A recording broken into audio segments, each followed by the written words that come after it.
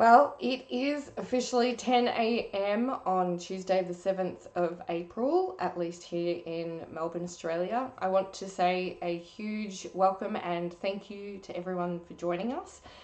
This is my first official stream, so I'll let you know I'm Aileen Day, and a little bit of information about who I am. I am a business owner. I own a consulting business called Meraki Business Solutions. I'm a mother of one, a 9-year-old Archer, who I'm sure throughout all of these streams you'll probably get to meet. He is probably the most excited that I can nearly officially call myself a Twitch streamer, and even more excited that I'm about to be a YouTuber.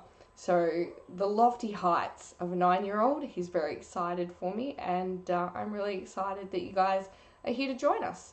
So I guess to let you know some information about my background, I have 20 odd years in retail and services, and predominantly working around customer insights and helping businesses understand what they need to do to create a loyalty base where customers want to come back for more. So, what does it mean to create a value-driven brand?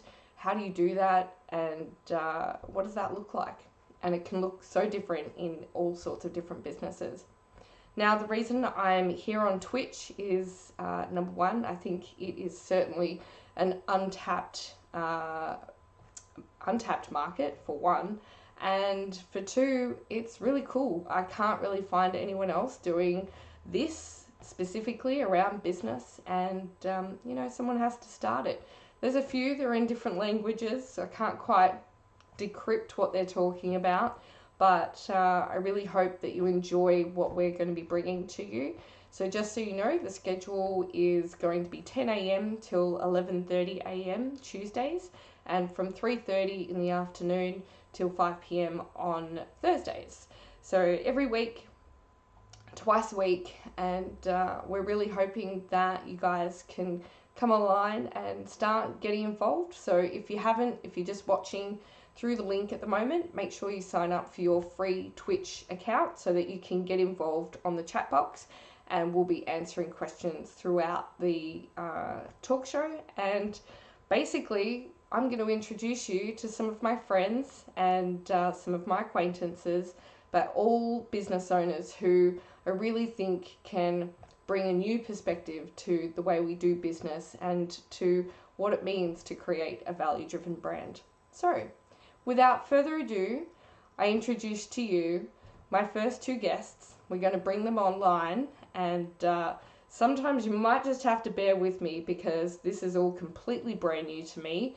I should probably do a big shout out firstly to Scott Fox Mason.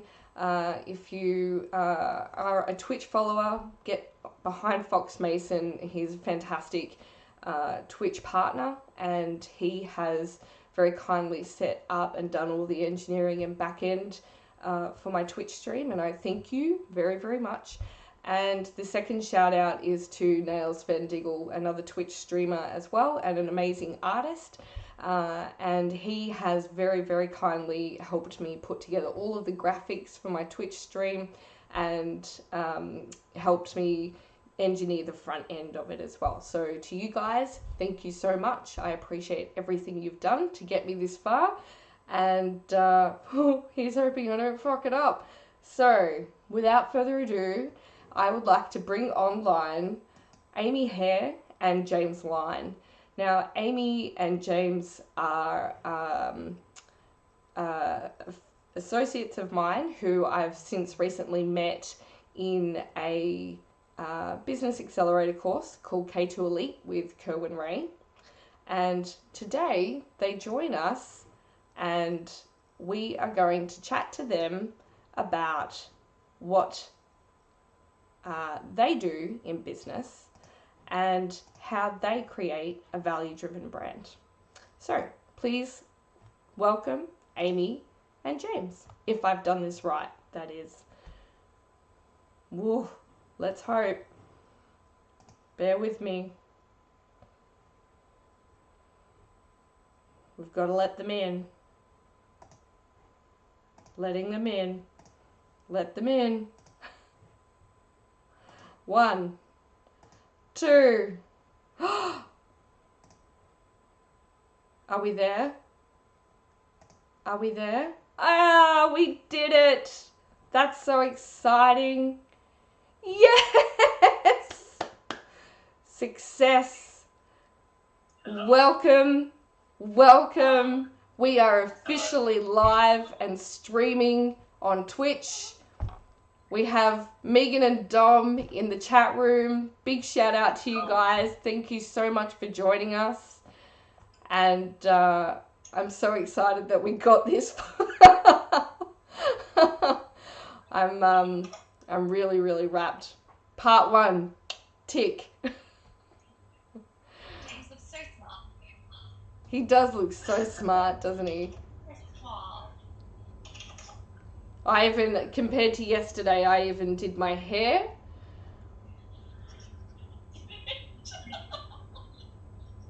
Put some clothes on. I did that. Yeah, good. Yeah. We're off to a roll. This is good. All right. Are you guys excited? Yeah. I'm just excited that we haven't screwed this up yet. I'm excited that you haven't screwed it up yet. Same. Absolutely same. Now, I am going to try and figure out why I can't. Oh, there we go. Hey, I'm gonna make this work even more, maybe. All right, bear with me if you're watching. I'm trying to sort some stuff out. Okay. Right. Okay, my camera doesn't want to work. Go figure. All right, but that's all right because it's not about me. It's about you guys. So now, in a normal stream, we're going to have guest profiles, and that's going to be pretty exciting because that's going to help me shoot some really cool questions at you guys. So, in lieu of having guest profiles, that just means you guys have to work harder. And you guys have to do more talking, which, you know, I mean, Aimee, you're a professional public speaker. I'm sure that, you know, that's not really something that is a big issue for you. So I would basically say, let's start with you. So Aimee, you know, we've brought you onto the stream today because when I learned about what you do, I thought to myself, what a fantastic story of resilience and grit and determination. And considering the timeliness of everything we're experiencing at the moment, I thought what a great opportunity to kind of get a summary of, you know, what has been your life and what are some of the steps that you've taken, especially recently. You've had some huge changes in your business. Tell us about, you know, what are those changes for you and what are the steps that you've taken just to show that resilience and continue through that determination? Well, I own an event business, so I was one of the very first people affected. Plug your business. What's the name of your business? Yeah, BBMS, biggest, best, most sought after events. And it all happened really quickly. We had our first major event on Saturday the 14th of March, and everyone came to work on the Monday the 16th, and I said, look, we're going to work from home. And I kind of was like, I guess I was maybe naive, or maybe they hadn't communicated the seriousness of what was going on. Yeah. Or what was about to transpire from it all. And I just, you know, said to the girls, oh, we'll just be working from home. You know, I don't want anyone to get ill and you know, spread it around or anything like that. And quite literally, Tuesday we moved out of the office, and Wednesday everyone's jobs were gone. It happened that quickly for us. We had jobs booked in Utah, and they all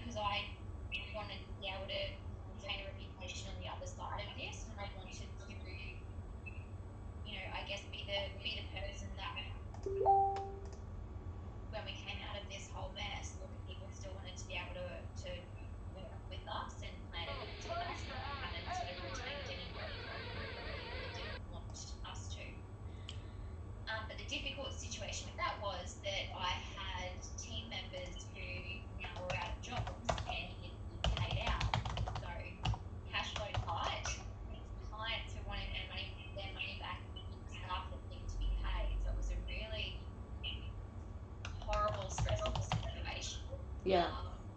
And for me, it was, a week of feeling really crappy about the situation. I think the hardest thing for me to come to was that I had no control over it. The only thing, and like with anything in life, the only thing that we can control is our reaction and our thoughts and feelings. And I was really struggling to have a positive reaction to the experience very early on. Yeah. I felt like everything that I had worked so hard for the last 2 years was just gone like that, just instantly. And it was, wasn't it? It really was just an overnight. They say overnight success is equal to an overnight tragedy. Yeah. And look, while I say everything was gone overnight, the momentum was gone overnight. Yeah. We still have the references from the really great work that we did, the events that we've already done. I was able to build up somewhat of a platform with the big event that we put on just before everything closed. Yeah. And what was that big event? It was pretty spectacular from what I hear. Choose You conference. So we had 400 people buy tickets and 150 people didn't show up. So that to me was, I guess, a little bit of people are actually taking this quite seriously. And like I said before, I think I was a bit naive at the start and just going, don't worry about it. It's nothing. Yeah. When 150 people who had paid money for tickets hadn't shown up, I thought, well, that's a bit strange. But then that affirmed to me why the 2 weeks leading into the event we didn't sell as many tickets as we normally would have. Yeah. So, 2 weeks out from an event, usually in normal cases, you sell 30 to 40% of your tickets. Yeah. Whereas we got to 2 weeks out and I sold 3 tickets, and I'm kind of going, there's something really weird going on. So obviously, me being naive, and not really sort of grasping what was actually going on in the world, which was a big lesson for me to sort of pay more attention moving forward. But yeah, so after I sort of felt sorry for myself for a week and had to deal with former employees who are making the situation really, really difficult for me, Yeah. I made that decision that, well, being stressed about this is only going to make me stressed, and it doesn't actually solve it. It doesn't fix it. It doesn't make it any better. I'm just feeling stressed and feeling crappy. Yeah. So I decided that I was going to look for the positives in the situation. So for me, the positives were I had an opportunity to step back and analyze my business and where I was going. And turns out that I probably wasn't overly satisfied with the direction that it was going in. Yeah. So it ended up being a good thing that I was able to remove some team members who, some of them weren't performing. So it made it kind of easier for me to remove them from the business. Yeah. But then also,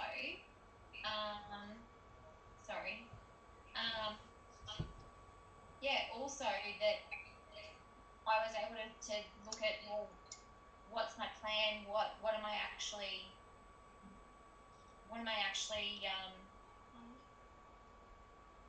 sorry, children. What am I yes, mate. My TV's not working. Oh, Okay, bring him on. Bring him on. Is this Lucas? This is Jackson. Oh, Jackson. Oh, hello. Don't you just look like your brother? And that was the other benefit, because this little one had said not 2 weeks before everything sort of went down, said to Daddy, "Where's Mum? I don't see her anymore." Oh. So that was a little bit of a kick, and got me right in the feelings. So that's the other benefit to come out of this whole situation, is I've had more time at home with my kids, and really kind of just decided that maybe the office and the being at work 10 to 12 hours a day wasn't achieving what I thought it was going to achieve. Yeah. Is it nice having Mum at home?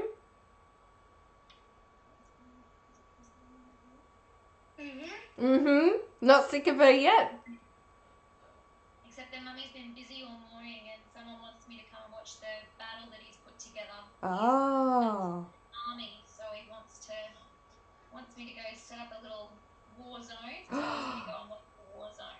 Do you know what, Jackson? I promise, as soon as Mummy is finished, she's going to come and hang out with you. I've just got to borrow her for a little bit longer. Is that okay? Like a minute. Like, can you tell the time? No.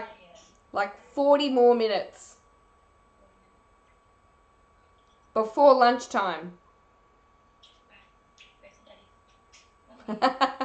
Nice to meet you.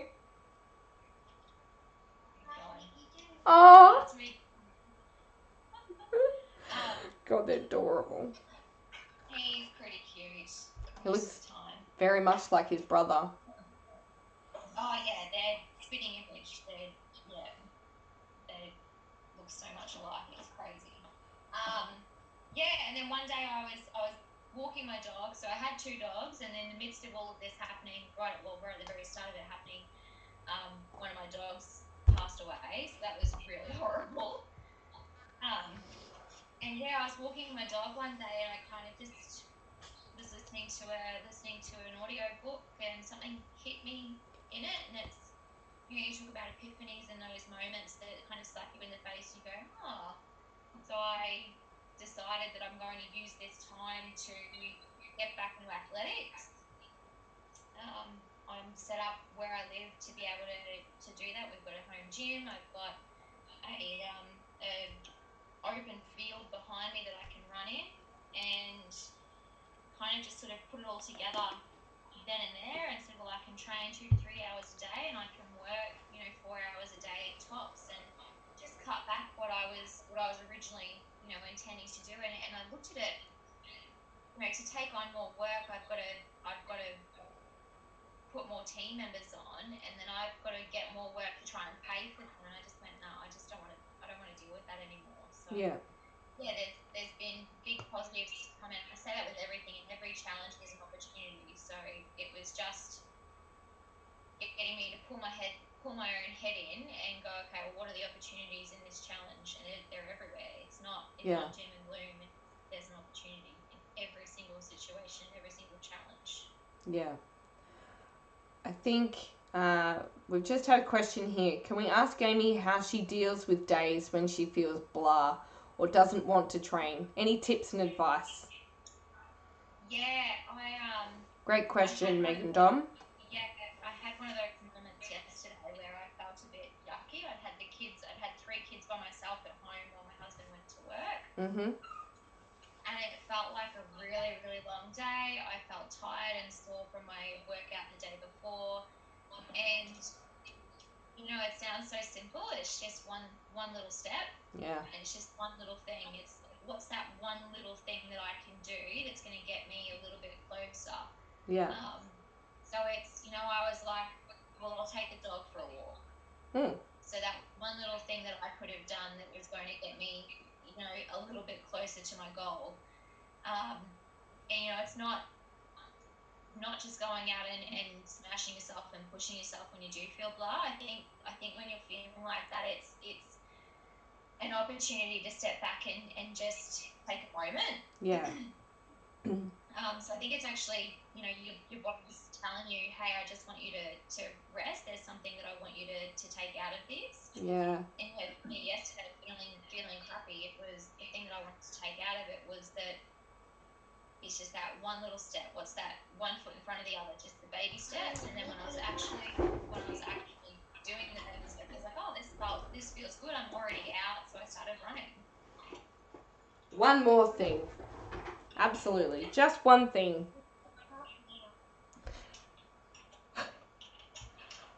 I think that's a really fair point as well, and considering everything that's going on, it's probably more important than ever. And James, you have gone through bouts of depression as well, and we'll touch on that. But we don't take enough time to listen to what our bodies are telling us, and we just keep pushing and pushing and pushing until we put ourselves in the ground. And I think sometimes I have a 3-day rule. It's not often that I personally fall into a big lump or become a bit of a potato, but when I do, I give myself if I know that that's what's happened, I give myself 3 days, and I let myself just suck for 3 days, just fall into a heap for 3 days. And at the beginning of the 4th day, I'm like, all right, today's the day. Enough is enough. Fucking get up, get out of bed, go for a walk. If that is all you do, get up and go for a walk. Get some fresh air. Just get out of bed, do something, do one thing. And I think that's a really great advice. Yeah. What happens when the virus, so Drifticus wants to know what happens when the virus is gone and people want you back in business. Actually, a really great question. I was thinking exactly the same thing. So what happens? So your 3-day rule, I had to force myself to take some time off. Yeah. So last week I don't even think I touched my computer much at all. Yeah. And just allowed myself just space to reevaluate. Yeah. With that came, some great insight for what I can do moving forward. So as of next week, I'll be back in the planning process for some big events that I've got sort of in the pipeline for next year. Yep.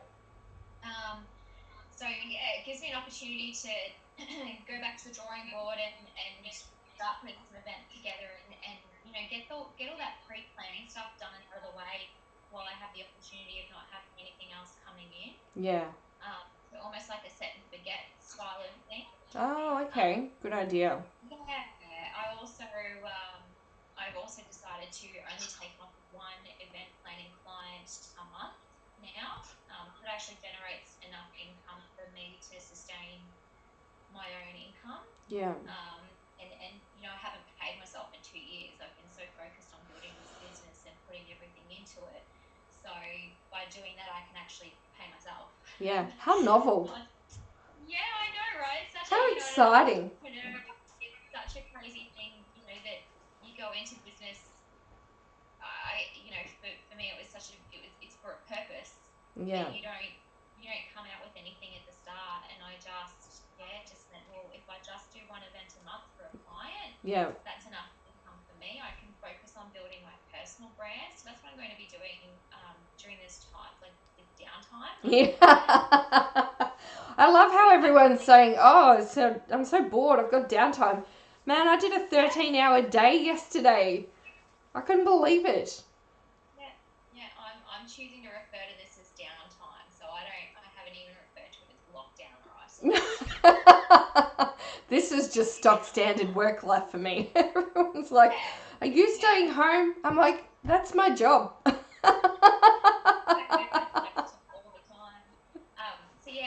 going to focus on building my personal brand at the moment and getting that looking, really schmick and making sure that I'm getting my story out. Yeah. Creating some really, really valuable content for the people that are going to be consuming it. And sort of being able to align, mind, body, soul, my values and everything like that. Yeah. To come out on the other side and ride the wave on the other side of this. Yeah. So tell me, so you talk about your story. Tell us a little bit about, just the abridged version of the Aimee Hair story. So you have a completely different target audience when it comes to your personal brand, and the opportunities to help that group is immense. Give us a little bit of insight into what do I look at? What am I looking at when I go and see Aimee Hair up on stage? What am I there for? So I tend to speak to women and women who are going through tough situations in their life. So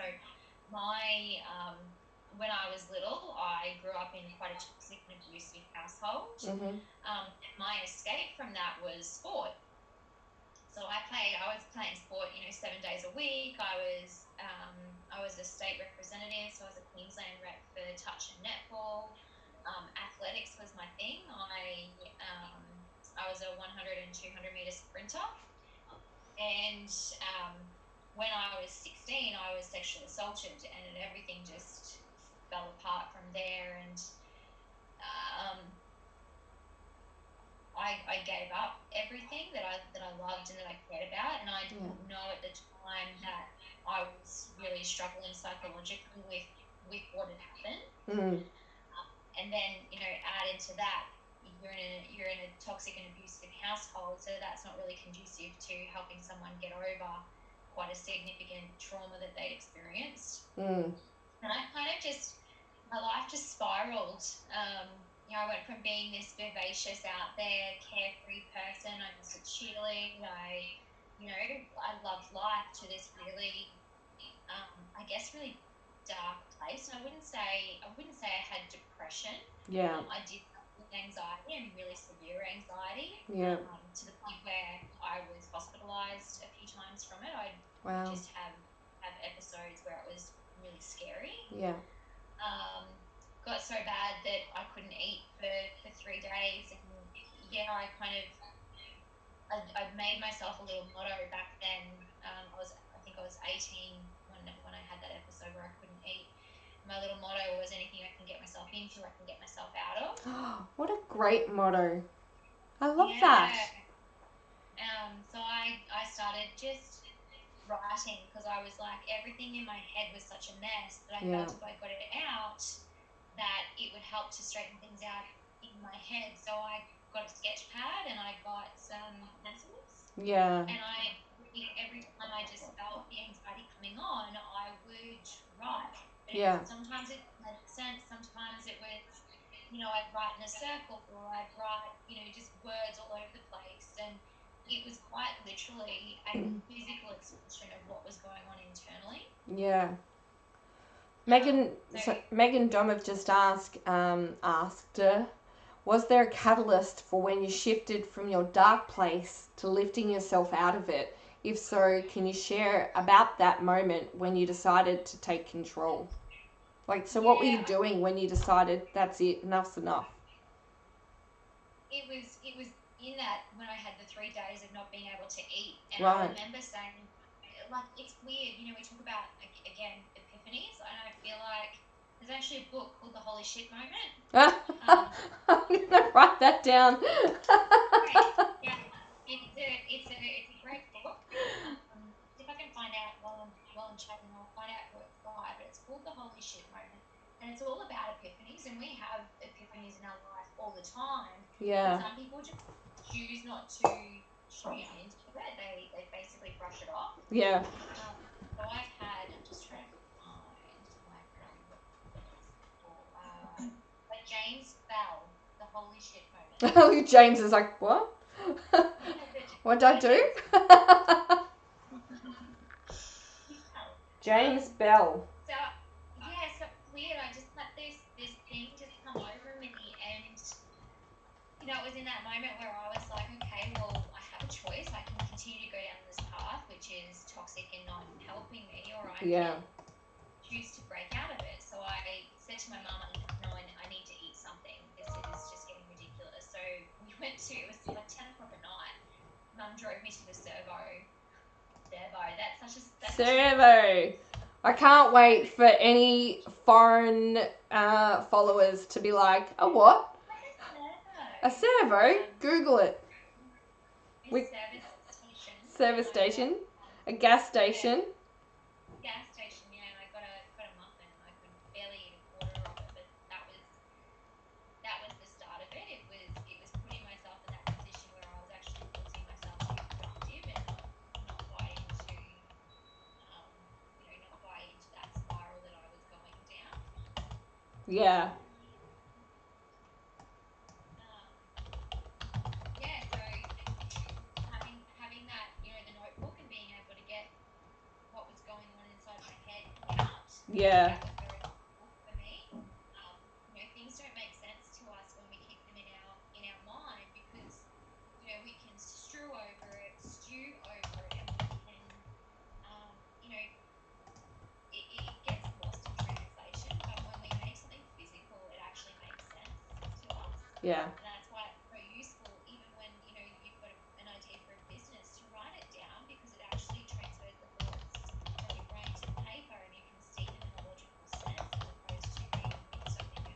Yeah. So yeah, it was that, and then it was just a constant day by day, that little thing, the one step forward, one foot in front of the other, and it was work. Like I had relapses where, my whole body would shake, and I'd have to my thing for being able to calm myself down when I was having a panic attack, an Yeah. anxiety attack, I was sitting in the shower. So Oh, I would yeah. go and sit in the shower, and I would just it was almost like a meditation for me, just being able Oh. to, and not knowing back then that I was probably actually meditating, but I would just concentrate on listening to the sound of water and feeling the water hitting me. Yeah. Um, so yeah, I went through all of that. I found myself, not, I guess not fully, I wasn't having any more panic attacks, but my um, perception of reality, I guess, wasn't fixed. Yeah. So I still had a lot of work to do personally. I still held on to a lot of anger, a lot of resentment. I'd throw myself what I call the pity party. Everyone loves a pity party. Yeah, and they try to invite as many people to them, and that was my story. That's what I did, and Yeah. I found myself in, like, my parents' relationship. I repeated the cycle. I found myself in a toxic and abusive relationship. Yeah.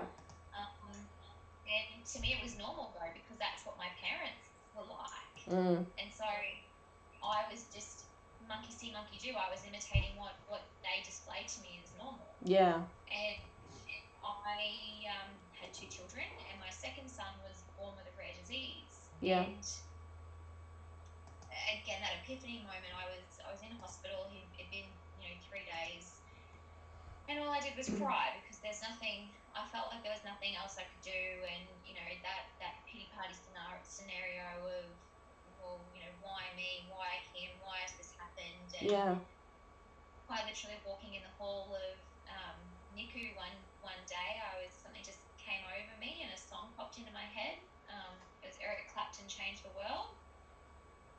What a tune. And yeah, and that was it. It was just like, this has happened for a good reason, and maybe he's come to me because we're going to change the world. And that was that one little thing that set me on a different path, on a different journey for my life. And Yeah. from there, it was, I started to look within myself, and I started to look for ways to break out of the funk that I'd found myself in. So I started listening to Robert Kiyosaki and Zig Ziglar talks on YouTube. Oh, yeah. Classics. Started reading Richard Branson's books, and just taking on the lessons from them. But for some reason, I couldn't break free of it. Yeah. And it was like, I describe it as hitting a metaphorical brick wall, and I just kept hitting this brick wall, but I couldn't break through. Yeah. And it wasn't until I used to host trivia nights, and at one of these trivia nights, someone came up to me, and someone that I didn't even know, and slapped me in the face with their words. They said to me, "You smile on the outside, but your eyes tell a different story." And I was like, "Whoa, okay, that's wow. You don't even know me, and you've seen straight through me. You called me on my bullshit." Yeah. And it wasn't much longer after that I left my ex-husband, moved in with my mum, and took time. I forced myself to sit on the couch for 2 weeks and watch Netflix. Yeah. Good. Sometimes you need more than 3 days. To get out of a lifetime of living that cycle. Yeah. It was more than 3 days. So Yeah. I collect myself, and I started looking for new things to do. I was like, okay, well, I knew that I don't want to be that person. I don't want to go down that path anymore. So what are the things that I can do that are going to be different, to take me down a different path? So I got into triathlon. I started meeting different people.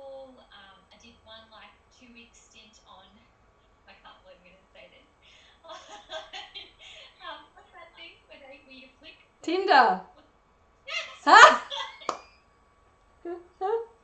You lasted 2 weeks.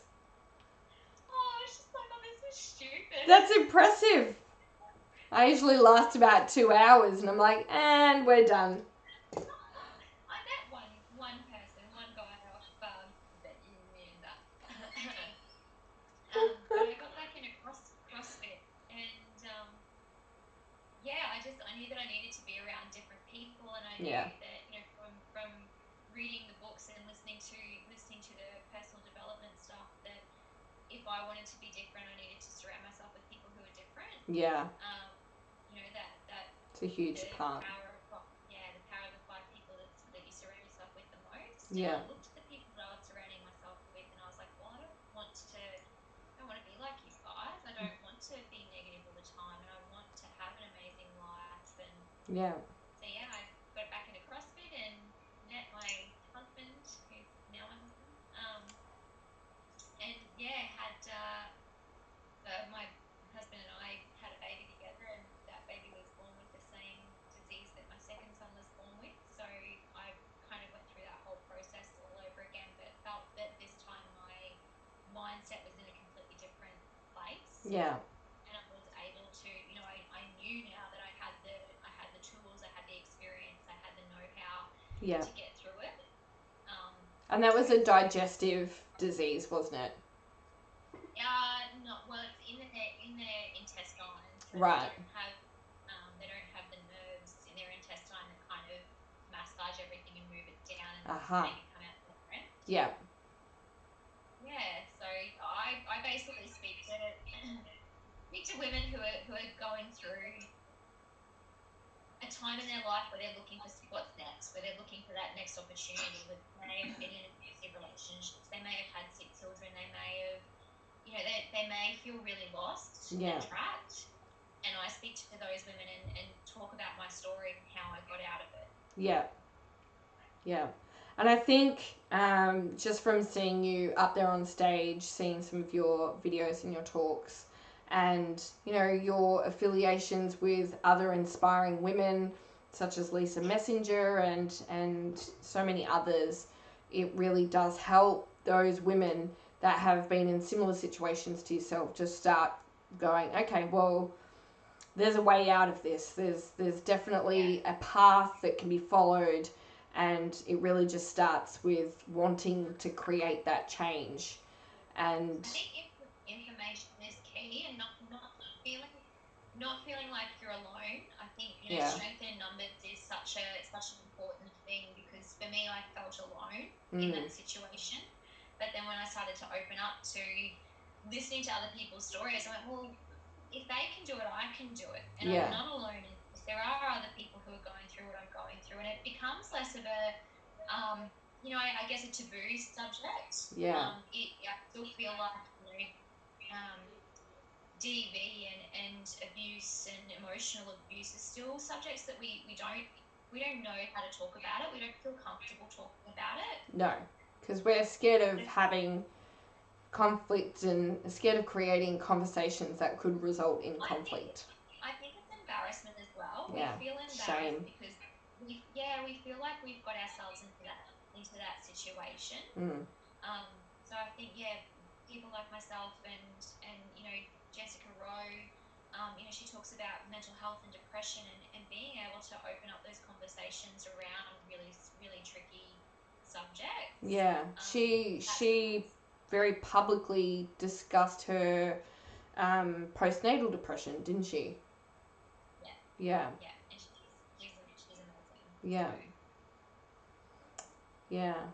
Well, uh, tell everybody where they can find more information on Aimee Hair. I will be also posting links to Aimee's website on my website and in the guest list here on Twitch. So you'll be able to click through. But for the viewers at home, if they want to get on board and catch you, where's the best place to catch you? yeah, so probably Facebook is where most of my content comes out, or Yep. where I'm sort of most active. But my socials are just at I am Aimee Hair. It's AIMEE and then hair, like hair. Which is really funny because people go to me all the time, "Oh, you're a hairdresser." I'm like, No. Funnily enough, I used to be a hairdresser. Oh, so did you? I go for it. It's like the olden days where you ended up taking the career based on your surname. Yeah. Lucky it wasn't Amy Carpenter. Well, lucky. Or I reckon I could build a hair. I've just started watching The Dark Ages on Netflix, and there's a what's her name? Al Shit Shoveler. So she became a shit shoveler. It's a very funny show.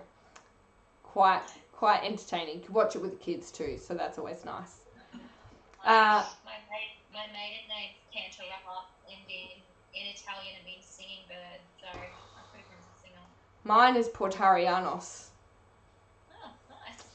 It is named after a village in Greece, the village of Portaria.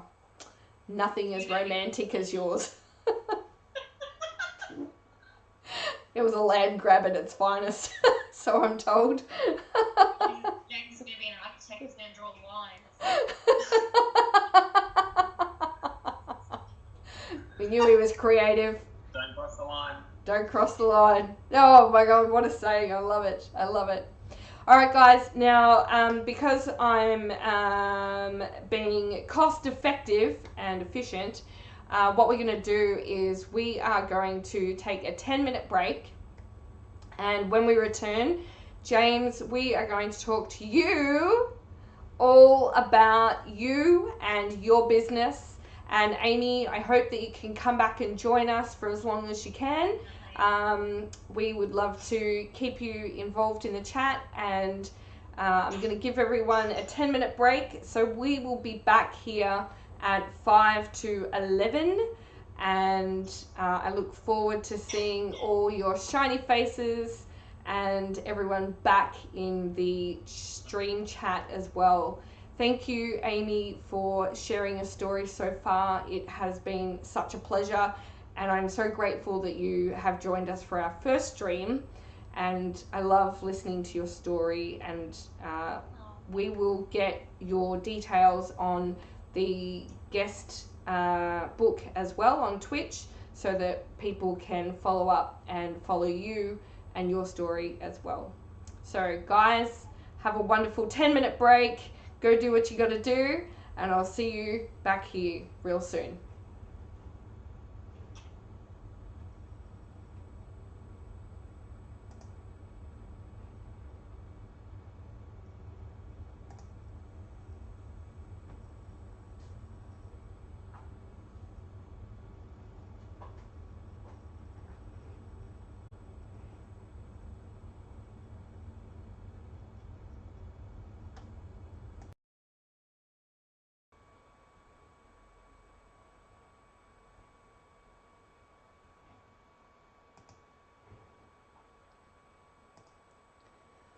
All right, we are back. Thank you everybody so much for those who have dialed in and are watching through the link. Welcome. And for those of you who have an account and are joining us on the stream chat, thank you so much. Your comments and everything are so grateful, and we just appreciate you guys being in and keeping the chat strong. I want to welcome back my two guests. We've just heard from Aimee Hair, the wonderful public speaker and advocate for resilience and everything determination. Now we are going to cross over, hopefully I don't screw this up, to the wonderful James Line from Agile Systems. So I'm going to let James introduce himself, and we are going to have a chat to him all about cybersecurity and his business and how he creates a value-driven brand.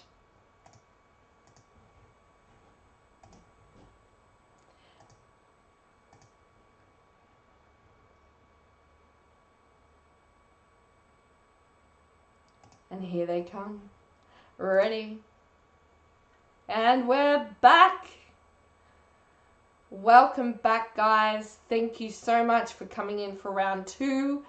And I'm so excited. We have five viewers. Woohoo! 5 viewers who have Twitch streams, but we actually have more viewers than that because I have just received a whole number of messages from people who are watching via the link without a Twitch account, so it's obviously not showing them. But I want to say thank you to everybody, and let's go for round 2. So, James, welcome to the Aileen Day official first stream on Twitch, and please introduce yourself and let the crowd know who you are. It's exciting. Thanks for having me. My name's James Lyon. I'm from Agile Systems, and essentially we specialise in protecting small to medium businesses from cybercrime. So a bit of background on myself. I spent about 10 years in the military, where I specialised in I was sort of in and out of aviation and intelligence, military intelligence. And I had a tour to Iraq in 2006, and I had a tour in Afghanistan in 2010. And about 3 years ago, I moved into cyber intelligence, working for the government in Canberra, and then went off to the Department of Defence, working providing support to some of their cyber teams. And then saw the light and started the business, and that was about 12 months ago. Fantastic. Such a life is the military Defence Force. What was it that actually got you into that line of work? So when I was about 17, the military had these campaigns on the TVs, ad campaigns, where it would be like night vision. So you just see thermal spots, not night vision, sorry, like thermal imagery. Oh, yeah. Hot spots it was a thermal imagery from a helicopter, like a Black Hawk. Oh, I reckon I remember those ads. Yeah. And the imagery was of the helicopter supporting the troops on the ground, and the helicopter zooms up and sees white spots, which are the enemy, and they notify the friendly forces, and then you start to see the friendly forces converge on the enemy, and then then the screen pops up and says, this could be you, it's teamwork, and learn how to sort of think outside the box. And I used to watch those ads, goosebumps. And as soon as I turned 18, I realised that I could do whatever I wanted to do. So I signed up, and my mum and my brother begged me not to join the infantry because they didn't want me. Iraq had just started, and Afghanistan had just started. So shit was getting real.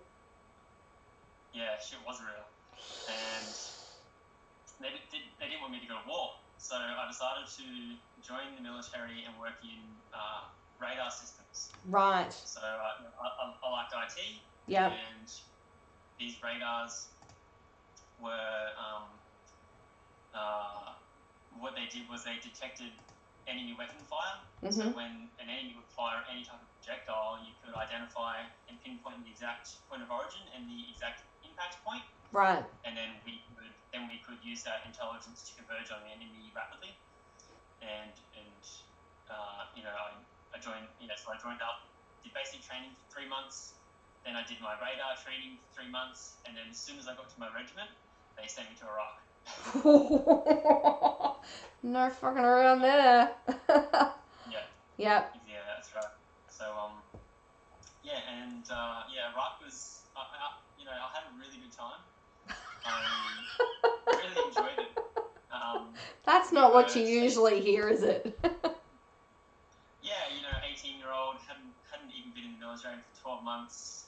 It was like playing playing cricket or playing football, and all of a sudden being representing your country. Wow. And you sort of, it was just quite surreal. And you were there with all your or you could mates, you've been through training together, and you were in this foreign country, and it was so weird and interesting, and it was a bit of a culture shock. Yeah. And yeah, we got bombed all the time. We had patrols going out, getting bombed and shot at, and it was such a surreal experience. And it was for 6 months, but it felt like a much longer time. Yeah. And I remember used to thinking, imagine all the cool songs that have come out, imagine all the cool movies that have come out that I've missed, all my friends are going to be so different, all the things that I've missed, and then you get back home and everything's exactly the same. Wow. Yeah. So you say nothing changes at home, but I imagine some things probably changed for you. Yeah, well, it really opens your eyes up. Yeah. You have that it's almost a little bit like this, the situation that we're in right now, in confinement. So that was voluntary. This is somewhat involuntary. But the principle kind of applies the same. You've been forced into this somewhat hostile environment. Yeah. And you can either adapt and overcome, which is one of the army mottos. This sounds similar to Aimee's story, really, isn't it?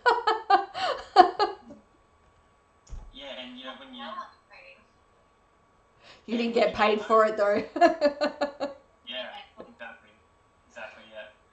Yeah, and when you get home, it's you look around and you look at all the shops that you have. You don't have to worry about necessarily being shot at, or you have to be careful where you step. You don't have to. Thank goodness. You didn't have to get out of bed and carry your body armor to the shower, or your weapon to the shower. But it's just a really eye-opening experience, and you really learn to appreciate what we have back here in Australia. Yeah. Really appreciate that. Yeah. And so after my time in Iraq, about 4 years later, I deployed to Afghanistan, and that was a much different. That's a much different story. That wasn't fun at all. That was really tough time in Afghanistan, and totally different landscape. It was much more hostile. And where I was working in intelligence in Afghanistan, and we were supporting ISR operations, which is intelligence, surveillance, and reconnaissance. So when attack helicopters or surveillance aircraft or special forces were going to a raid somewhere, or they were wanting to build intelligence on enemy combatants, or trying to identify whether someone or some group was actually hostile, I would build intelligence and do like a pattern of life analysis and work out what that person or that group was doing, how they lived, where they walked, what they did, and if anyone wanted to go to that area to raid the place, I need to work out, all right, so if anyone gets hurt, this is the best place for a medevac. Wow. Doors open this way, all that type of stuff. And that was 6 months. That's a level of detail. Yeah, and that was 6 months of just complete sort of isolation. Didn't want to be there. After about a month, didn't want to be there. It felt like 10 years. The 6 months grew up, and getting back after that. That did rock me a bit, and I left the military, relationship broke down, and went through a couple of years of sort of working out what James wanted to do and what I was good at outside the military. Yeah. We've got a couple of questions. One we'll get to from Beck in regards to the cybersecurity stuff. But we have a question here just in relation to what you're just talking about now, James, from Megan Dom. So, James, what strategies did you use to shake off any of the negativity from your experiences in Iraq? Well, and by the sounds of it, Afghanistan really was the crux. Well, to start off with, playing video games. Yeah! You're welcome, Twitch. It's what I love to do, and I absolutely love playing it's one thing that I can do that I instantly enter flow state, and it's almost like a meditation experience. Right. And, I guess after a little bit of that, I thought, okay, I should probably work out how I can provide more value to the rest of my life and everybody else. What was your go-to game? Oh, Please don't say Call of Duty. Call of Duty, Destiny, Battlefield 4, for life. That's fantastic. Oh, love it. I think I read a book by Eckhart Tolle called A New Earth. Sorry, what was it? I had a huge Eckhart Tolle. It was called A New Earth. Oh, A New Earth. A New Earth. Right. There's that South Australian accent. Yeah, and I had some pretty big shifts during that book. Yeah. And I really learnt the benefits of being present and accepting, mainly acceptance of what is. Yeah. And I realised that I needed to accept the current situation and realise that pain is inevitable and suffering is optional. So I went through a process of and just went through a process of just working on being present, just simply focusing on the breath, feeling the body, accepting that where I was right now is exactly where I was meant to be. Started to meditate, and ended up joining the military again. Yeah. Oh, really? Oh, you went back for round 2? Yeah, I did. Oof. I went back because I couldn't. I worked in the mines. I flew drones in the mines. I did personal training. I did labouring. I did all sorts of things. I was selling properties for investment brokers, and I couldn't find what I thought was my purpose. Yeah. I couldn't find anything that I enjoyed to do. Yeah. So I thought, well, I'll just revert back to what I knew, and that was the military. I joined the military, and then got injured again.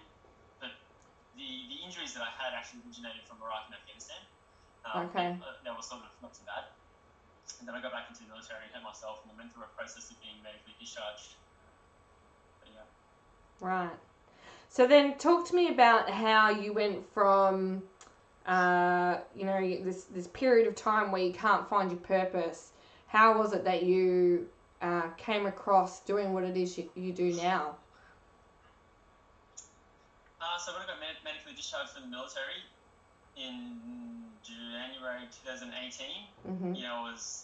I left on a pension, and I was sort of back in the same spot. It's like I wasn't really too sure what to do. Felt like I'd lost a bit of something. I sort of lost my drive and my purpose. Yeah. And I went through a process of trying to identify what it was that I enjoyed about the military so much. And I realised that I really liked technology. I liked being in the know, so to speak. I liked doing things that a lot of other people didn't have access to. Yeah. And I really enjoyed the idea of helping people or contributing to a big idea that a lot of other people didn't really know.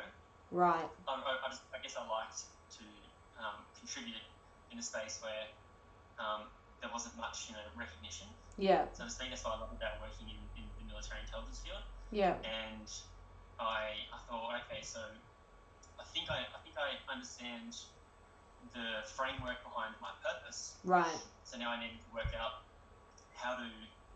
Now I think deep down I realised that I needed to run my own business because I needed to focus on creating my own culture and creating my own environment where people could come to work and love what they did, and if they didn't want to stay around, they were free to go. And they were free to climb the ladder if they wanted to. They were just have a second home. And so I thought, well, I had a 2-hour commute to work. Yeah. So I downloaded I don't miss that. Audible. Sorry? I don't miss that. Yeah, no, it was, to start off with, it was quite annoying, but once I downloaded Audible, I was listening almost to a book a week. So I started to listen to as many books as possible on leadership, business, finance, spirituality, parenting, and so in under 12 months I essentially lost count at about 45. I listened to a lot of books, and to the point where I'd come home, I'd listen to it at night time, listen to it on the weekend, just loved it. So that was essentially what I did to regain my motivation, and it really assisted me to align my purpose. Yeah. I just did a couple of courses in cybersecurity, and I got a job in Canberra working for the for a federal cyber intelligence organisation. Boom. And then went back to Adelaide and worked for the Department of Defence. Wow, and that's you really can't get much more higher performing than Department of Defence in Canberra, really, can you? Yeah, really interesting time, and I felt like I was right back, back on a military base, and been really enjoying being back in that area. Yeah. And essentially fundamentally doing the same thing as I was doing before, contributing to a much larger picture, and it was really, really interesting. Yeah. Learned a lot of great things. And now, so you are the owner of your own business, Agile Systems, and I imagine in this current landscape, you would be having a field day with everybody needing your help to make sure that they are working securely. And it doesn't seem that anyone is off limits. We've just heard recently that Zoom, everybody is on Zoom. And even Zoom is being attacked with hackers and whatnot. So if even the bigger kids are getting hit up, that doesn't leave much hope for the smaller players. But that is where you come in, isn't it? Yeah, it is. So how do you help businesses that are now working remotely? So I'll just start by saying that, a lot of the times when I'm speaking to people about cybersecurity, one of the mindsets I get from people are, why me? Yeah. And it's not a question of, that's not the right question to be asking, because a hacker, or as we like to call it, a malicious actor. Yeah. Good name. I like that. Automated. Sorry? I like that. A malicious actor. Yeah. And their process is automated, just like we automate in our business. So they don't need to target Aimee Hair. They don't need to target, James Line. All they need to do is automate their process. They refine their reconnaissance, and they deliver their exploits, so to speak, through an automated process. And they can be sending malicious emails to thousands and tens of thousands of people in a day. Right. And they don't really care who you are, where you're from. If your business is hit by ransomware, all they think about is, well, if you want your data back, that's up to you. I don't care. You pay the ransom or not. It's not really my problem. So, if you're a business and you have an email, you are fair game. You're a threat. That's right. Wow. And there's definitely lots of things that you can do to protect your business from that. Drastically protect your business from malicious emails. And there's a saying that the only secure computer that you can ever have is one that's turned off, 6 feet into the ground and covered in concrete. That's the only secure computer. Wow. And another thing I like to say to people is, if one of your employees clicks on a malicious email and you download ransomware, and your ransomware spreads, so it has a very sophisticated process of identifying connected devices on the network. And if the ransomware spreads to all the computers, encrypts all the files, and nobody can use the computers, let's say it takes you 3 to 6 months to get those computers back, get your data back if you're lucky.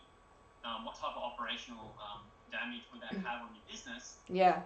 If you couldn't transact properly, if you couldn't access client data, if your business essentially stopped, if you're heavily dependent on computers and the internet? That's a real question that you need to be asking yourself, and it's something that you need to be incorporating into a risk matrix. Yeah. When you do your business plan. Yeah. So it's interesting that you mentioned that. We have a question from Beck Bishop. Hi, Beck. Welcome to the stream. So she has put here, if someone holds your entire server to ransom and wants you to pay a fortune in bitcoins to get it back, which we know is bullshit, and I pay a fortune for an IT fella to come in and get me my data back, do we have a claim for insurance or to make with the police to be compensated for the loss? So, if your server is infected with ransomware, it's not necessarily a case of whether you can bring somebody in to fix it, because you need to identify where your data sits. So if your data is only on that server, and it's infected with ransomware, you can't just call somebody up to come in and fix it. If it's very rare that someone can come in and look at the source code of the ransomware and find a key. But generally, if it's encrypted, it's encrypted. So you either need to restore your data from a safe backup, or you need to buy new hardware and do everything again. So you can't just call. I wouldn't be relying on calling somebody to fix the situation. It's this is where we come back to, you need to be implementing cybersecurity into your planning process as early as possible to prevent that. And when it comes to insurance, that's like anything. You need to really understand your insurance policy. Because insurance won't get your data back. Insurance sometimes doesn't even get you all your money back. It might only cover you for certain financial losses. It won't cover you for reputational damage, and that's a massive one. So when somebody is infected with ransomware, the way the hacker is able to communicate with you is through what we call a backdoor. So the ransomware takes over the entire computer, and the hacker can see everything on that computer, and they have a constant connection to that computer, and you have no access. So what they normally do is they take all the data off your computer, everything, and then they sell it all on the dark web, because if you can sell someone's identity, it's much more profitable than someone's credit card details. So while you're running around trying to pay a ransom, they're selling identities on the black market. So, and if you pay the ransom, sometimes you will get the decryption key and you will get all your data back, but the back door will still be there. And so in 6 months' time, once you've rebuilt your business, if you're able to, then the hacker has a back door and they can just come back in again and lock everything up. And that happens all the time. So the Australian government and the Australian Cyber Security Centre says to people, if you are infected with ransomware, don't pay the ransom. So that is the legal advice: don't pay the ransom, and call the authorities, report it to the Australian Cyber Security Centre, call your local police station, and get guidance from them. Wow. So Beck, if you're online, I do vaguely recall you actually saying that you were hacked. If you're able to let us know whether the data was retrieved or what happened, that would be great. But essentially, what you're saying, James, is there's nothing stopping that person coming back in 6 months, 12 months later to do it all again. Well, you don't know. That's the thing. You just don't know unless. So the benefits of having a cybersecurity provider. It's a little bit like, if you have a financial issue, you will call your accountant. So you outsource your accounting, you outsource your marketing, you can outsource a lot of things, which makes your life a lot easier and it reduces capital expenditure. So when you outsource your cybersecurity, you have the same type of team of experts who are monitoring your security status, your network security status 24/7. And they have many processes in place to prevent ransomware, and to even if the ransomware is so sophisticated that it actually bypasses our security controls, Wow. the security software that we use and the processes that we deploy are able to identify if ransomware has bypassed the security, and we can isolate that computer instantly from the entire network to stop the spread. Wow. So therefore, we're only protecting, one computer, and if you can throw that one computer out and replace that computer the next day, and then restore from a safe backup like a cloud or a centralized server that hasn't been affected, Yep.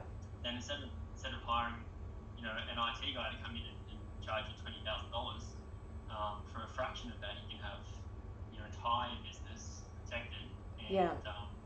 you can have someone that you can speak to all the time that provide that advice.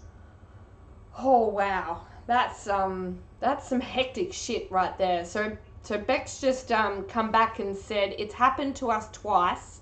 I'm yet to file a police report and thought I might be able to claim it through insurance. It cost us over $5,000 to get our server back. Right. So they've got it back, but not without some very considerable costs involved. I think one of the best parts, so she's just said, we've upgraded everything now and back up the entire server daily, and I don't know what he does differently, but the second time wasn't as bad as the first. But the fact that there was even a second time is still a bit unnerving. Yeah, it is. And this is kind of the issue that I'm facing a lot, and the running this business, it's really important that I've identified that there has to be a huge educational component in it. Yeah. And a large component of it is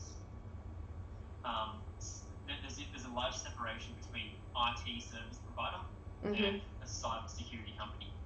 Yeah. Now, I don't have any disrespect for IT service providers at all.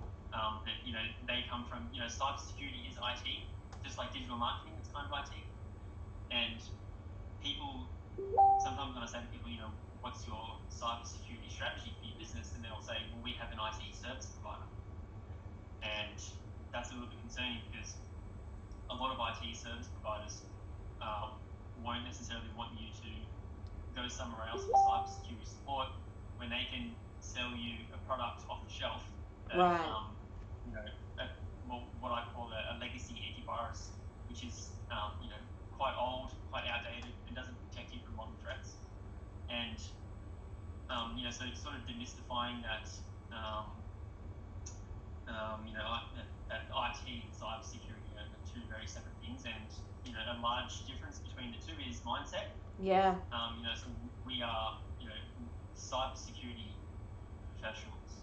We are actively identifying risk and limiting risk, and we are protecting people and businesses from threats. Yeah. And instead of just and cybersecurity drastically complements IT service providers as well. Yeah, So, I could imagine they would work quite nicely together. That's right. Yeah. So if you have a good cybersecurity strategy in place, then the IT service provider and their services can always be up and running. Kind of like an accountant and a bookkeeper. Yeah. So if your bookkeeper's not doing their job, then it might make it really difficult for the accounting. Yeah. Yeah. But if they are doing their job, they both work very well together. Yeah. Exactly. Yeah. And they should work together. Yeah. If they do work together and have great communication, everybody wins. Yeah.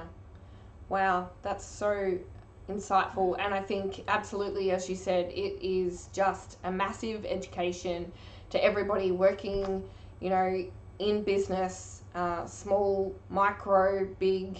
It doesn't really matter. As James explained, they don't discriminate. It's basically a script. They run the script. If it hits you, you're pretty much done for.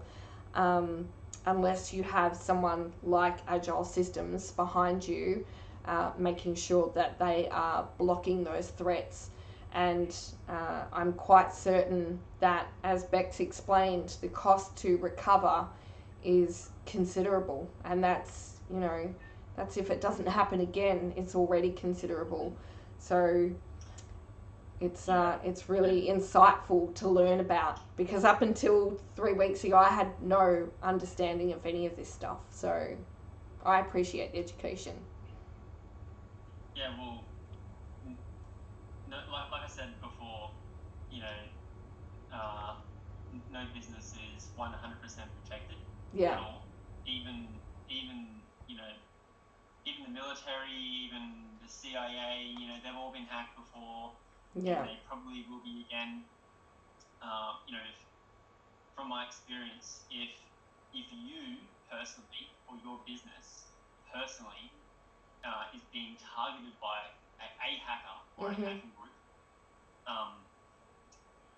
you're in trouble, because they might not necessarily use malware.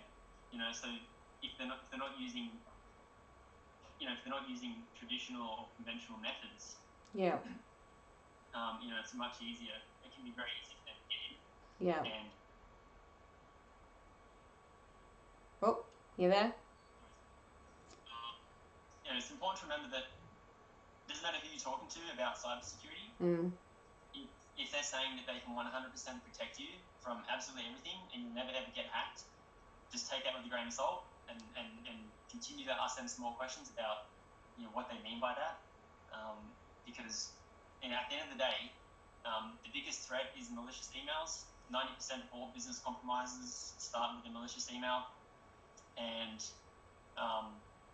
if you have 10 employees and they're all receiving an email, and if they're a bit stressed, especially in this environment, you know, with coronavirus, and a lot of businesses have been forced to go remote, and, you know, that's drastically, you know, increasing, you know, IT security implications, which we can go into if you want. But, you know, imagine receiving an email from someone that looks like their boss or PayPal or Nike saying, you know, due to coronavirus, we're going to give you a 40% discount. Click on this link, update your details. Click on the link, downloads a Word document, then you have ransomware. It's just so fucking easy, isn't it? Yeah, it is. And, you know, that's why it's important that when we're talking about cybersecurity and IT service providers, nothing against them at all, but, you know, if they say that they're protecting you, I'd really be asking some more questions. Yeah. So I'm mindful that we have had so much fun that our time is nearly over again. And I just want to say thank you, James, for the education and all the insight. And I hope to everyone online that you've learned some new things. And James, if people wanted to learn more about how they can protect themselves, where can they find you and information about what you do?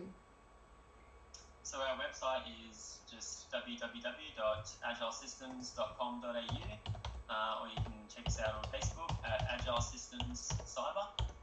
They're probably the two best places to have them. Awesome.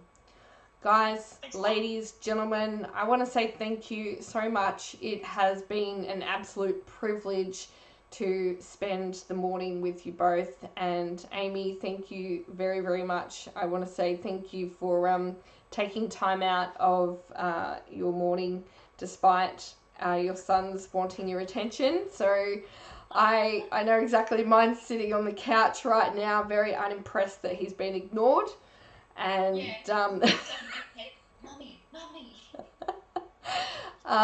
but I just want to say thank you, and I truly appreciate the opportunity to talk with you and learn more about your journey. And I'm really excited to see where you go with this rebirth of getting back into the Olympics. I think this whole landscape of fuckwittery, as I keep calling it, has actually been a marvellous opportunity for many of us if we choose to see it as such.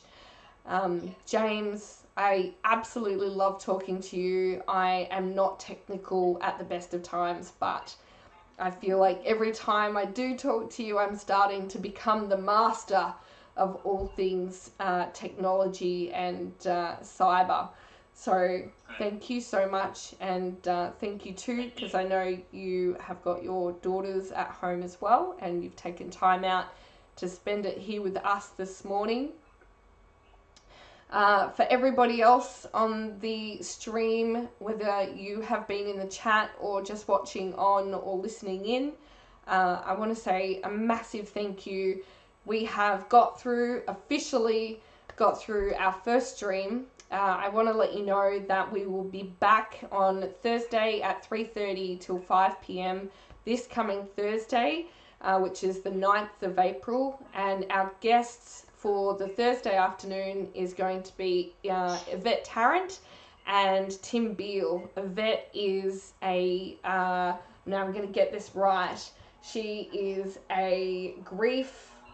No, I'm not going to get anything because Facebook has frozen on me. Gah! She is a grief support coach. Now, I think that what Yvette does, especially in times like this, is just amazing. So I'm really looking forward to having a really great conversation with her on Thursday. And Tim is the owner of the Anglo-Australian Motorsport business. So he does motorsport racing for a job. How fucking cool is that? So both of them are a little bit nervous about Thursday. They've never done anything like this. So please join us. Let them come in, feel welcome, just as you have with James and Aimee and myself. And on behalf of everybody, I want to wish you all an amazing Tuesday, and thank you so much for joining us on our first stream. Congratulations, guys. Well done. We did it. Well done. Smashed it. Great work. All right, guys. Have a fantastic rest of the week, and we'll see you on Thursday afternoon.